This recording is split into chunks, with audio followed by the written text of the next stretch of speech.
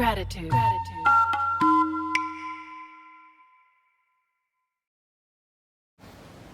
Hey Mom! Continuing in the Movements for Mom series, in this segment we're going to go over balance.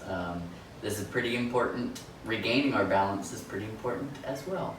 What we're going to start with is just what we're going to call a kickstand balance. So can I put 95% on this leg and then 5% on this leg? And how's that feel? Feeling pretty good. Can I tap this foot? I can. Let's check on the other side. 95 on this leg, just 5% on this leg. Feels pretty stable as well. With our feet, we want to think about the 3 points, if you will, and we're going to call that the joint underneath the big toe, the joint underneath the pinky toe, the biggest joint, and then your heel. So that's our triangle of stability. Now if I were to go back to my left foot, and you guys are probably going to laugh because every time I'm talking, that's usually when I lose my balance. I'm going to go into my kickstand. Feels pretty good. Now can I lift it up?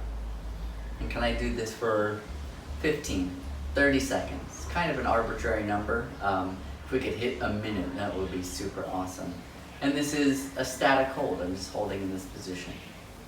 And I could do it on the other side as well. Ooh. Hands are good for balancing. A focal point is 2. In yoga it's called your drishti. So just focusing on that point. And again, while you're talking, it's an easy way to lose balance. Now, for my mom and the other moms and parents out there, if you need a wall close, you could have the wall close as well. And this could be a really good assistance. Or I could use something like a dowel or any kind of a broomstick, any kind of PVC, whatever you got around the house, just to kind of help me balance. And I could go either on the opposite side or same side. Doesn't matter so much.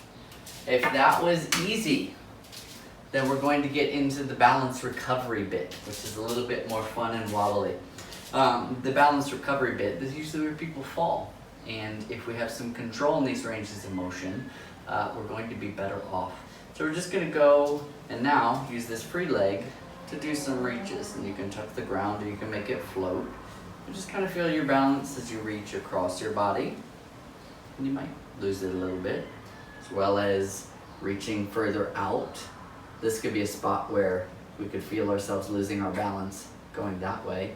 But this leg is a great balance and ballast. And then I could also reach, if I have more room behind me, I could reach fully back behind me as far as I can go. And then I could also go cross body behind me. And this would be another example if we had lost our footing and we're going here. So we can do these different reaches, and then we can also lose it a little bit and then focus on recovering it and go into any of these different positions and realize how we could get our footing back if we were starting to lose our balance, which that's where it comes into the longevity and safety piece.